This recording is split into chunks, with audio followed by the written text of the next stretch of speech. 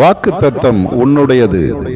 அன்பு பிள்ளையே, நீ எப்போதும் தைரியத்தோடு நிற்க வேண்டியது அவசியம். உன்னுடைய வாழ்விலே சோதனைகள் வேதனைகள் மாறி மாறி வருவது உண்டு.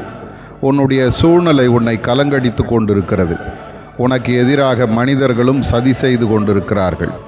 இவைகளின் மத்தியிலே நீ என்னை நம்பி வாழ்ந்து கொண்டிருக்கிறாய். உன்னுடைய வருத்தத்தையும் பாரத்தையும் உன்னால் சுமக்கக்கூடாது. நீ தவித்து கொண்டிருக்கிறாய். இன்றைக்கு உன்னுடைய எல்லா சூழ்நிலைகளையும் என்னுடைய கரத்தில் ஒப்பு கொடுத்து விடு. நான் அதை ஏற்றுக்கொள்வேன்.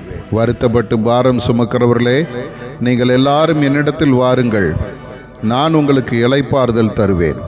உன்னுடைய எல்லா வேதனைகளுக்கும் கண்ணீருக்கும் நான் பலன் தருகிற கர்த்தர்.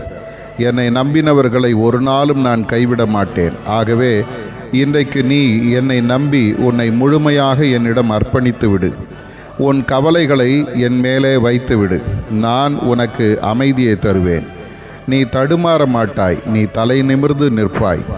நீ விழுந்து போக மாட்டாய். நீ எழுந்து நிமிர்ந்து நிற்பாய். என் வலதுகரம் உன்னை தாங்கும், உன்னை உயர்த்தி நிறுத்தும்.